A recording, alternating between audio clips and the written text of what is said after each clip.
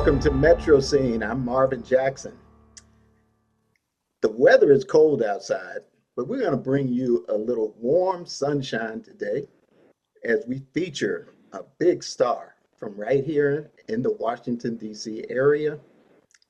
He is currently starring at Arena Stage in the lead role, Chez Joey. And that man is Myles Frost.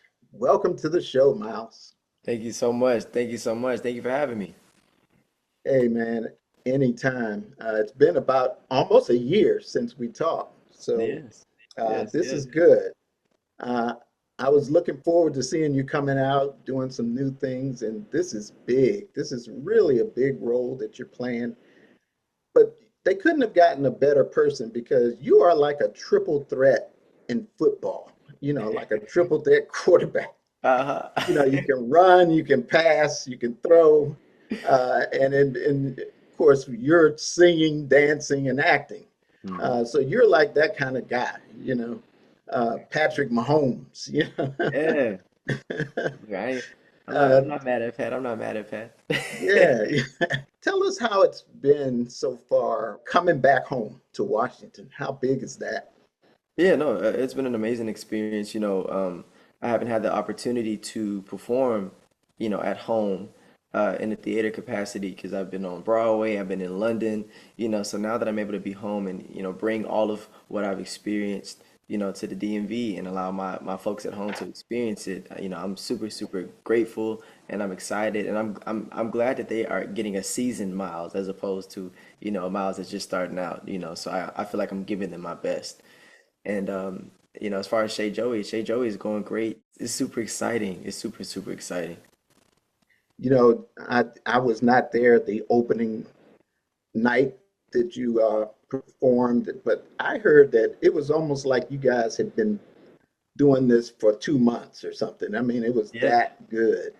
thank you. And I'm sure a lot of that had to do with you, but a lot of it had to do with the people behind the scenes too, like Tony Goldwyn, the director, Savion Glover, who is, I know I've always known him as a great dancer, but he's doing a lot of choreography and all for you guys.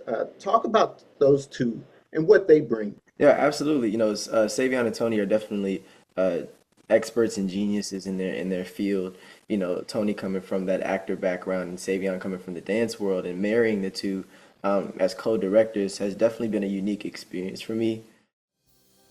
Hi, I'm Tony Goldwyn, and I am the co-director of Chez Joey. Our producer, Carrie Barden, called me up and said, "Hey, have you ever thought about directing a musical? Because you know Pal Joey." I read John O'Hara's novel that the story is based on, which was a series of stories about street characters in Chicago that he knew. And that was super interesting to me. Very colorful, vibrant world of this Chicago and the Depression. It's funny, in life you find collaborators that you just instantly click with. I did have that with Richard from the first meeting we ever had. And it was the same with Savion. Savion not only understood what we were trying to do, but he understood things that Richard and I never understood and probably, honestly, will never understand. I hope people come away inspired by the artist's journey and what it means to create and the value of creating community, really. I hope they leave the theater vibrating. The way that they feed off of each other, I think, is unique as well. Savion's approach to art in general is not pre-planning it. He doesn't believe in like a set choreography. He believes in what he claims Gregory Hines coined this term of improvography. It's the beauty of being able to improv within a set piece of choreography. And that's where the world of Chez Joey lives. It takes place in the 1940s in Chicago, and since in a jazz club, it's very intimate, and we want you to feel that when you walk in. When you walk into a blues alley or you walk into a Bethesda Jazz and Blues, you don't think, oh, this is all choreographed. You never know, who could be in the audience. And that's the kind of vibe that we go for with Chez Joey. We want people to feel immersed in the world of it. And Tony's perspective on and his take on acting is how can we skip past acting as characters and start embodying people of this time? And that's his focus and that's his approach. So marrying those two approaches is it's been crazy, but it works. It works. What is that feeling when you come out on stage? Yeah, I would say the main difference between on stage acting and film acting is the audience. You get the instant gratification when you finish a number, it's the applause. And there's no other feeling like that. When you do when you're acting on film, number one, you get to do it over and over, excuse me, over and over and over again until you get it right. You know, for as long as for as however long of a time you have to shoot, that's how many tries you have. Whereas Broadway and theaters, you get one time. You can't say, "Oh, I messed up. Let me go back." So it's a certain level of honesty that exists on the stage that I think is so sacred to theater, and it really creates a bonding moment between the actor and the audience because they know that they're seeing everything live. Everything is happening in real time, and there's no going back. And if you want to see it again, you got to come the next day.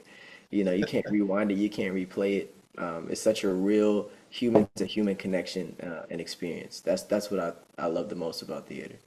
You've got some people like Samantha Massell, Angela Hall, Kevin Cahoon, and Awa. I've actually met her before. We put this show together in 3.5 weeks, Hmm. and that's no easy feat for any show. It's one thing to have to already to learn the script and be off book by the time the first preview starts and the first audience gets there. But then there's a whole other aspect of actually sitting in the character and getting to know the character like the back of your hand. To be able to show the audience like this is who this character is.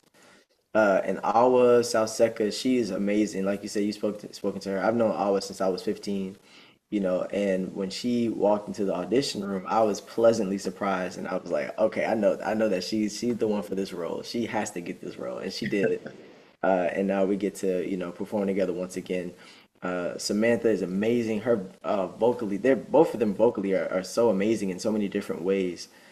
She has such a classic voice. She has a type of voice that even if her character is not likable, you can't help but fall in love with her just based off the way that she sings and performs and just how it touches you. And Kevin Cahoon and Angie Hall are veterans in this game. Angie has known I believe, Savion for over 30 years. So when they were able to reconnect, it felt like all the pieces as far as Chez Joey is concerned were falling into alignment. So I think this is a very, very special cast, and I'm super blessed to feel like this, I'm a part of a family. All right, well, we're going to take a quick break. We're going to come back and talk a little more about Chez Joey and also about that Tony Award that you won, That's true.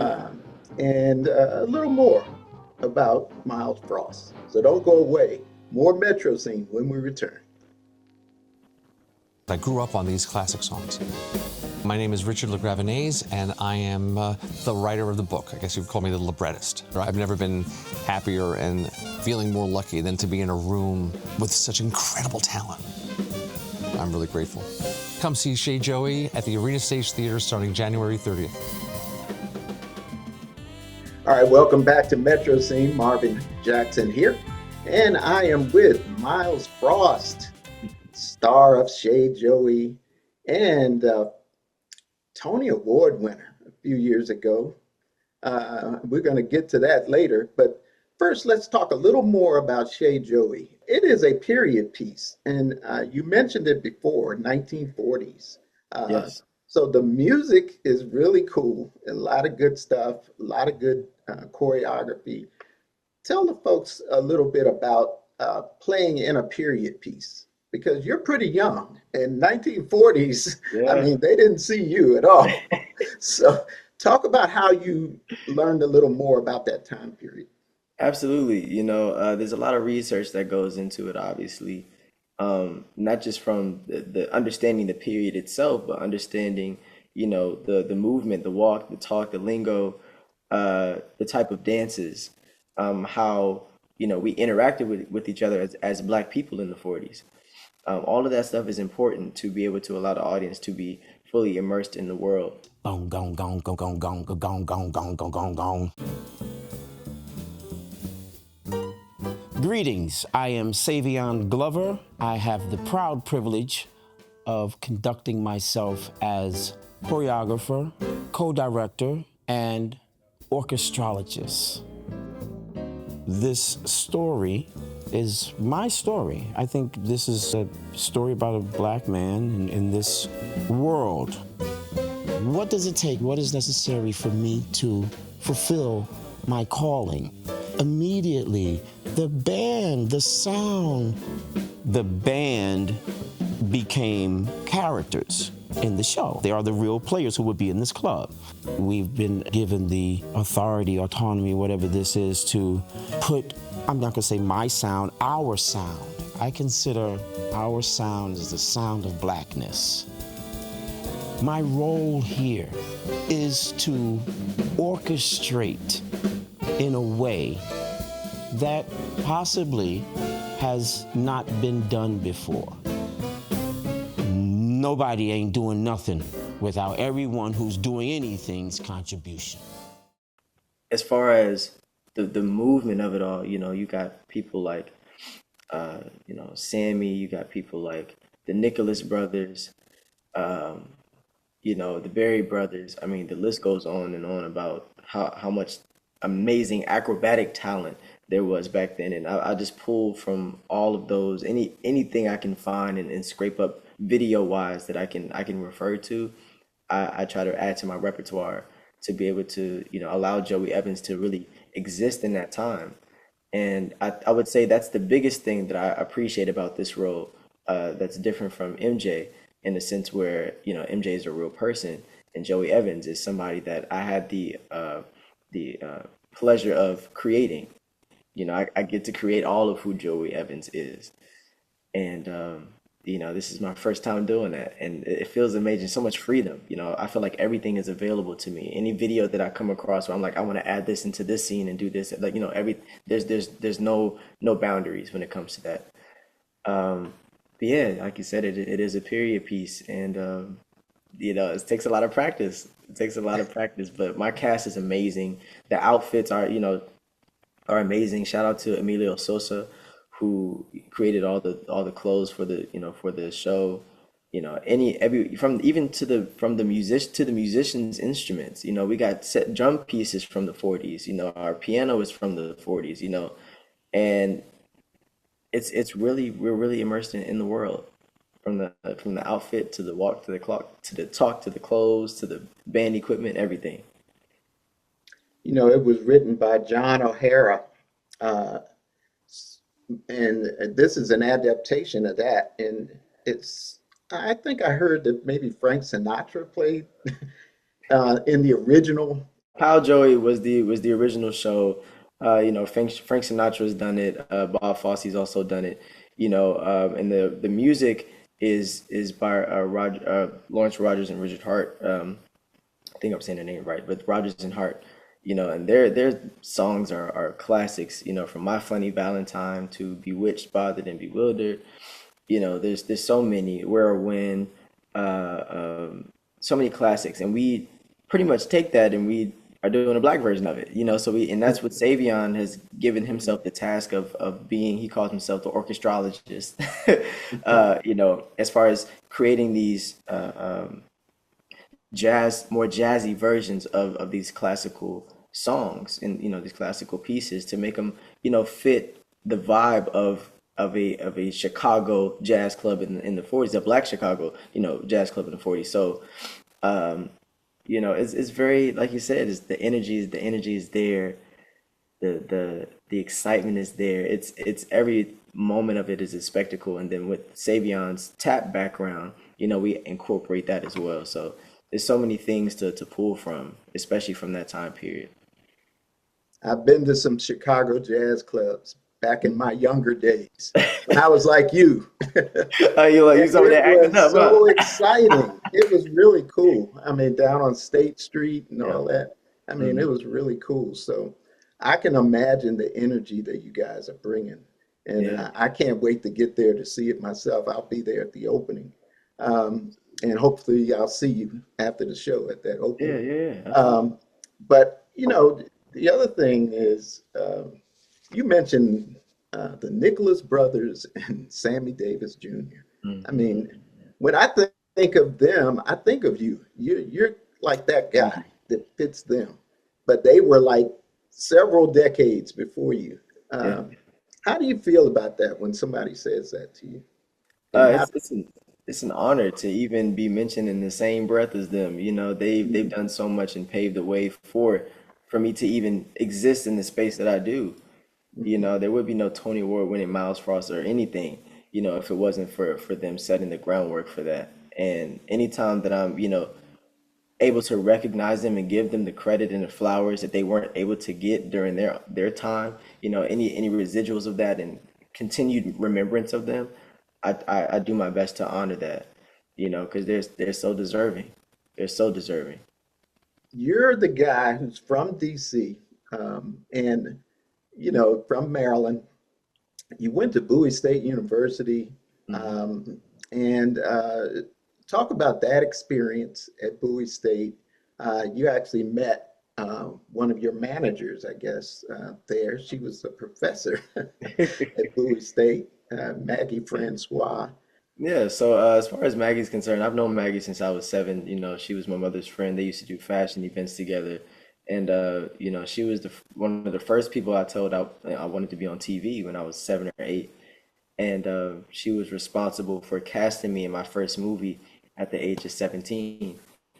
And you know, we've just been super close since then and have continued to build, you know, my portfolio and build my career. And eventually, when I went to Bowie State, of course, you know, she teaches fashion there, fashion design. And you know, one thing I love about Bowie State is that we're small but mighty. And what I mean by that is we show up for our people. We show up for our peers. They show up for their students.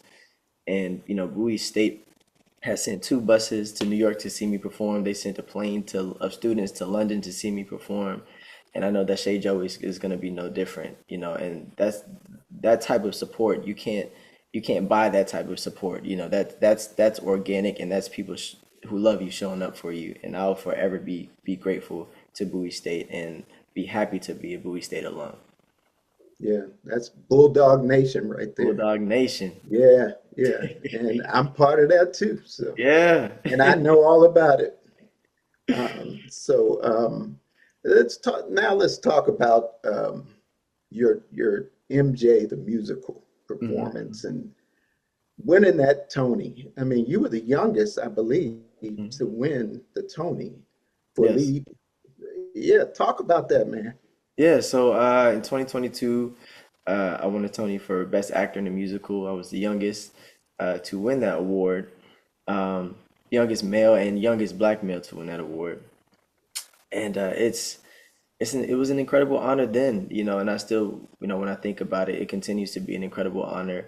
And I have to mention everybody in my category, from Rob McClure to Hugh Jackman to Billy Crystal and Jocko Spivey.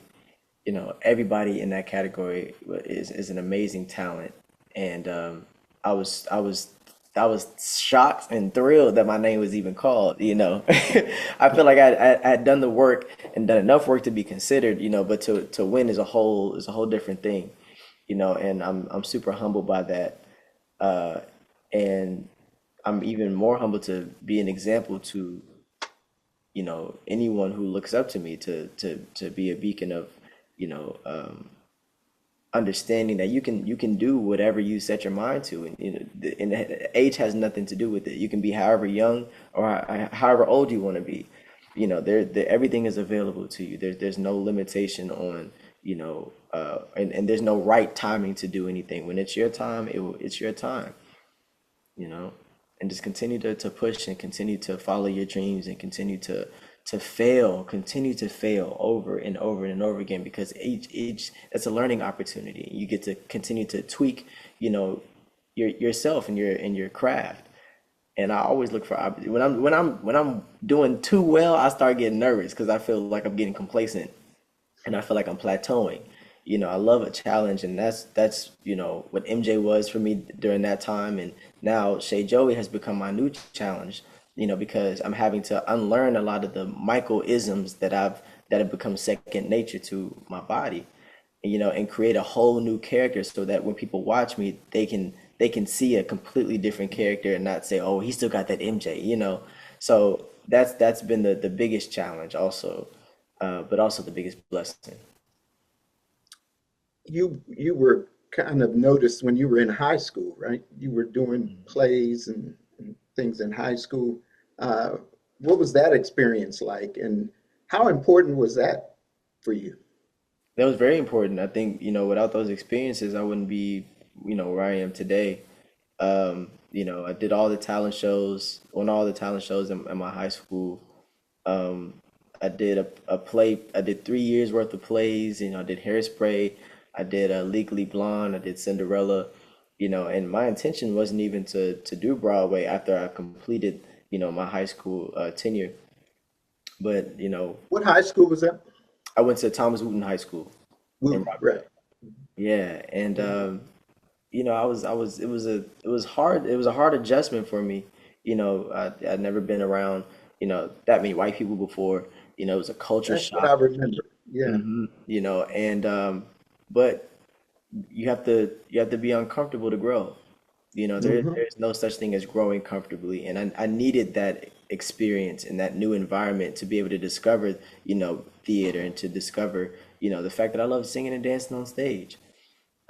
So yeah, I can't look back at that time and feel any type of resentment because without it, I wouldn't be here. And Wooten High School has also showed up, just the same. I've had so many, Oh, friends from high school and their parents, show up and be like, "Oh my God, we came all the way here to New York to see you perform, or we came all the way to London to see you perform," and that's just a testament to not only the support system that I've continued to have over my scholastic career, but just the friends I've made along the way.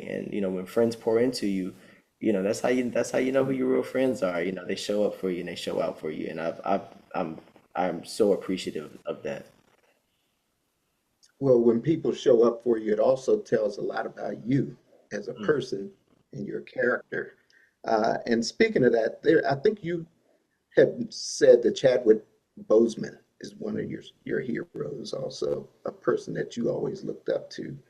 Absolutely. Yeah, no, and continuously so. He ah, you know, it's frustrating to think about it because I've always wanted to work with him.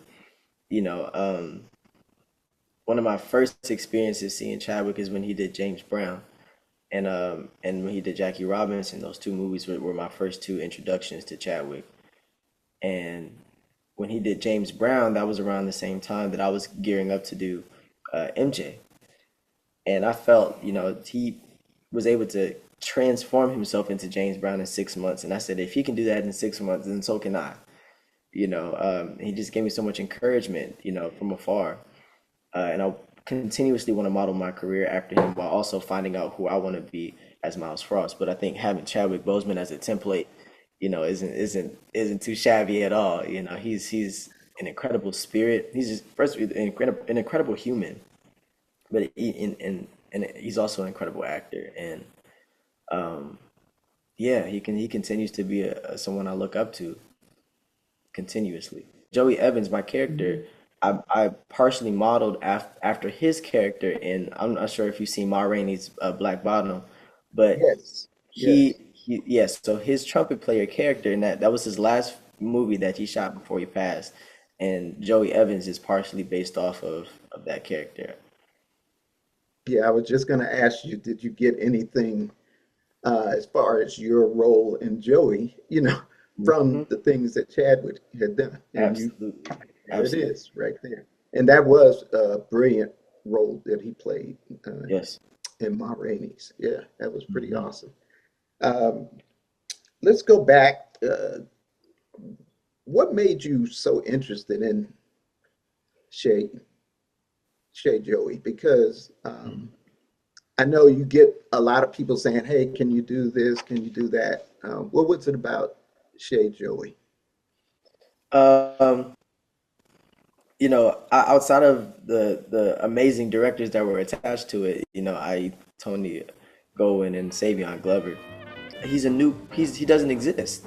I think that's the biggest thing. I had the opportunity to create him. I wasn't portraying someone who has already lived or already exists, because that comes with its own playbook, of techniques and things to do the do's and the don'ts, and I'm used to following that. I'm like, okay, is this something Michael would do? Is this something Michael wouldn't do? I'm used to going through that process, but with Joey Evans, it's a book of blank pages that I get the opportunity to create and to write, and also use my skills as a dancer, and my particular interest of dancing, like the Nicholas brothers, and doing their acrobatics and their splits and their flips and all this kind of stuff. It really, I felt like it was the most freeing opportunity that I was presented with, and I felt like I can be my full self and give my full self over to it. And those are the only type of projects that I'm interested in doing. Um, you know, Anything that I can give my full self over to are the things that you'll see me in. All right, before we go, I want to just get your words of wisdom to some of the young uh, folks out there who are aspiring to be like you. Any words of wisdom? Yeah, I think I have two messages. The first one is fail as much as you can while you're young. Because the bounce back, it only gets harder as you get older, to kind of recover from those failures. But so I would encourage, don't be scared of saying, "Oh my God, what if I mess up? What if I look crazy? What if I?" This is the time to do that. Fully give yourself over to the art, or whatever your field is. Fully give yourself over to it. Allow yourself to fail and learn things about yourself. Or allow yourself to fail and learn things about your field. And because they're only going to inform you and make you better moving forward. And then my second thing would be, never block your future self from opportunities based off of what you think you can currently do now. So if you feel like, oh, I can't do this now, so I can't do it later. No, say I'm gonna get there. Let's start the work now.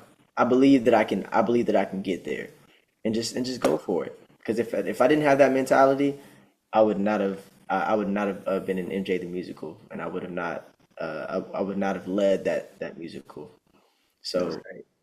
yeah, Well, thanks so much, Myles Frost, absolutely. Thank you joining for us having on me. Metro Scene. Thanks so much, man. Thank you. Always appreciate talking to you. And Likewise. go out and see Chez Joey at Arena Stage in Washington, D.C. It Mhm. runs through March March 15th. 15th. March Hmm. 15th, right? Yeah. Yeah, come on, A see lot it. of Come on, time to see get it. I'm out and waiting see for him. you. Uh, hey, you will never regret it. This guy is awesome. And thanks and keep doing well, Myles. Thank you, Say brother. hi to your mom. Absolutely. I sure All will. right. And we'll talk again, man. I'll see you at the opening. All right, I'll see you soon then. All right. Take care, man. All right, bye bye. All right. For Metro Scene, I'm Marvin Jackson. We'll see you next time. Take care, everybody. Stay warm.